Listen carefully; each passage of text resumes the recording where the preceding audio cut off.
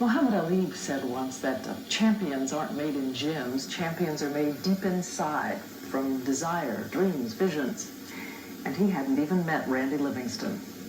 The story you're about to hear is in a sense as old as Horatio Alger, but it's also as new as every American kid who beats a path toward success by beating the odds.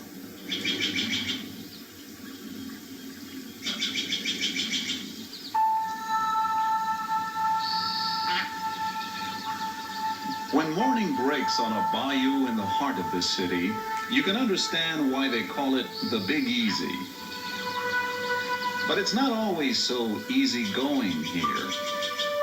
Not if you have a dream to make it to the big time, a dream to be the best.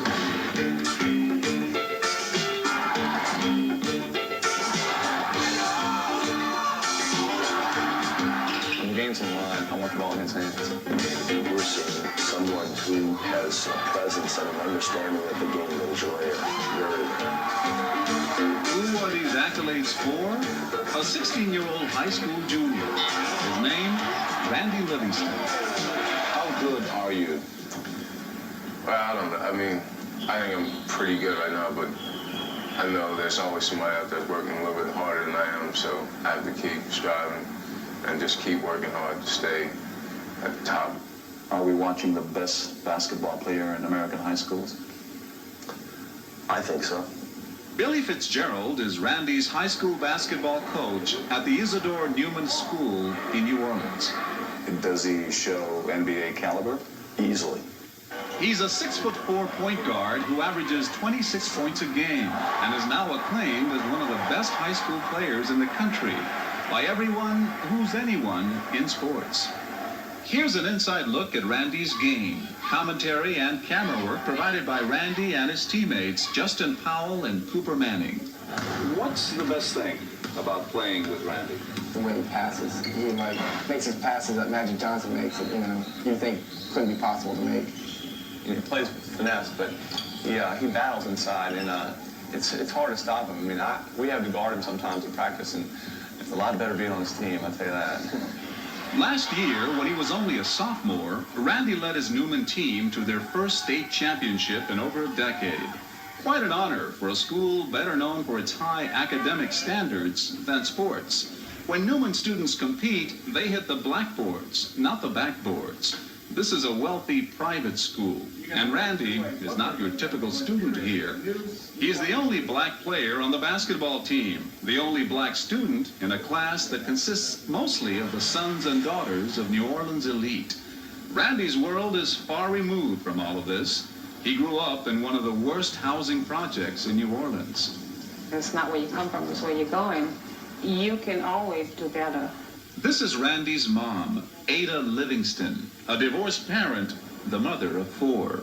He won't be the first and he won't be the last child that come from the ghetto and have strived.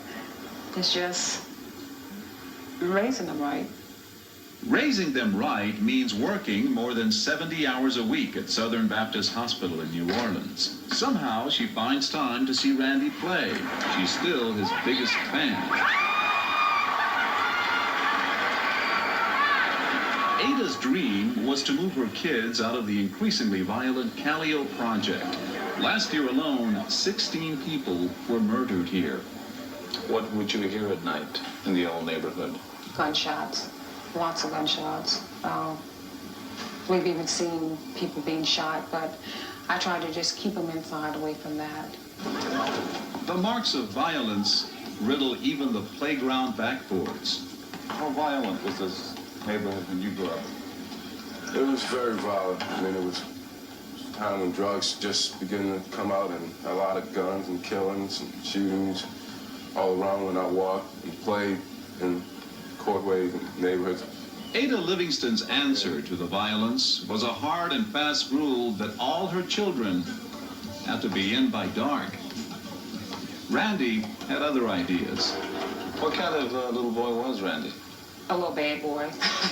Bad boy? Yes, he was. How so? Yes. He would stay away from home, follow other little games. Thank God he never got into a whole lot of trouble because I would go and look for him. You'd go out there? Oh, yeah. And pull When him I back? caught him, well, The only place Randy and his older brother Ronald were allowed to go at night was to a basketball program run by a local teacher, Bill Robinson. He quickly became both Ronald and Randy's surrogate father. When did you first meet Randy? A coach from a neighborhood park brought he and his brother here. So it was a package deal. Package deal. He said Ronald was the ball player and Randy had to tag along. But could you see the promise of some talent here? No, I couldn't. I saw a person who was interested in basketball, but you know, at 9 years of age, I didn't see any promise. Between the ages of 11 and 14, Randy spent 6 and 7 hours a day here, working on his game. How late would you stay here at night? Sometimes 3, 4. I think the latest I ever stayed was like 4:45 in the morning. Stay here all night. All night playing and just talking and chatting with the coaches. You know, a lot of the other kids in your school had fancier gyms, wooden floors. Your training was just as good? In a way it was better because playing here sometimes when the pickup games really get going is pretty tough, and I don't think they're used to that playing in nice gyms. By the time Randy was 12, he was already a veteran of local summer camps and national junior tournaments. His budding talent and his family's financial need prompted the Newman School to offer him a scholarship. How important was his going to Newman High School? I was afraid of that. Actually, yes. It's a very good school. It is, but I know there's a lot of kids there that come from a real wealthy family, and I wasn't able to buy him a lot of the name brand, keep him up with the best of things, but he was clean. And You mean clothing and shoes? Yes, but the most important thing is he was getting a good education. Was it a different experience for you coming to this school, which, let's face it, the kids come from a little wealthier backgrounds? Probably social, yeah, and with the wealthy background was different, but everybody thought I would have problems. Didn't think I would do good work and put in hours. But Randy has put in the hours. He maintains a B average, taking a full load of college prep courses, including physics and Spanish. For all this, he credits his mom and Coach Fitzgerald. Coach Fitz was a white male who really cared about me. He made sure I stayed on right by getting on me when I messed up early on. A couple things, just the way, and he cares about that for everybody. The players' bond is so tight, they seem more like family than friends. Focus too much on Randy's abilities, and he'll remind you this is a team effort. You scored 24 points last night. Yeah, but besides the 24 points, I think just getting everybody else involved and making them score, I think has helped. Well, you could shine even brighter if you scored more. Yeah, but basketball, to me, just isn't about scoring. And I don't want to, myself, don't want to become in that role of just being a scorer. I want to become more like Magic in a sense of getting everybody else involved in the offense. Magic is, of course, Magic Johnson, Randy's favorite basketball player, and a man he appears to emulate both on and off the court. Randy brings a warmth to this team that I don't think we've had around here as much as I would have liked. And now I think that we've learned to be closer and to understand one another better as a result of that. Where is he going to go to college? Anywhere he wants. He has a box at home that is about 3 feet by 3 feet by a foot that's filled and overflowing with the mail that he's received. When did colleges start trying to recruit you? I'll tell you the truth, I got my first letter. It was surprising. I was in the 8th grade. 8th grade? Yeah, from Oregon. You were what, 13 years old? At 13, yeah, 12, 13. They've been after him for years now, colleges and universities who stand to make millions of dollars from a player of Randy's caliber. They've even called him at home at midnight. Recruiters capable of offering cash, cars, even women, with the opportunity to sign up a hot prospect. You worry about the trappings and the temptations. I worry about it some, but he knows it's not to be influenced by people that want to give him this and give him that. It's not the right thing. I don't want anybody giving him anything. I want him to earn it For Randy's future, she has more than basketball in mind. Finishing school, that's most important to me, that he finish and study hard. Because? Well, if anything happened to him, all the letters will stop, all the calls will stop, and he'll still have something to go forward to. He can still be a lawyer or a doctor. But sometimes a teenager needs to tune out all those demands. Besides the recruiting, there's the pressure of being a local celebrity. Already, Randy has become a role model for younger kids.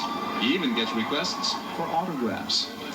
Some kids saw Randy sitting in the stands and they started taking off their shoes and having Randy sign their shoes. How much pressure do you feel is on you right now to perform?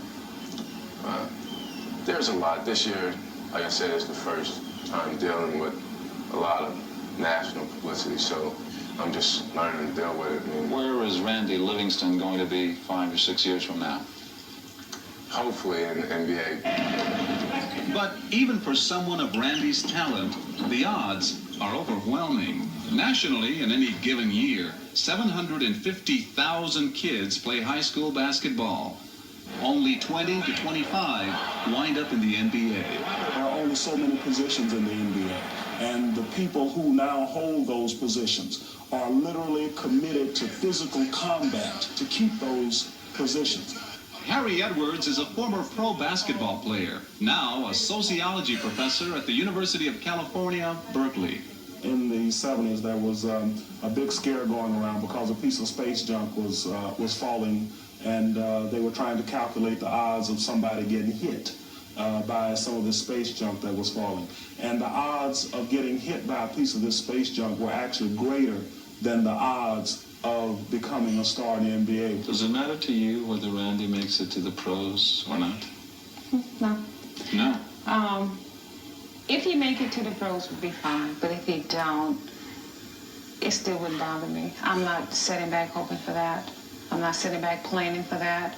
I just want him to finish college, and he can work from there. But sometimes dreams do come true. I'm not sure if there's a limit to how good Randy can be. It's all right to dream, but you must learn to dream with your eyes open. And Randy dreams big dreams. I had my weirdest dream that I was Michael, Magic, and Bird all in one. You want to be all three? In one, it wouldn't be bad at all.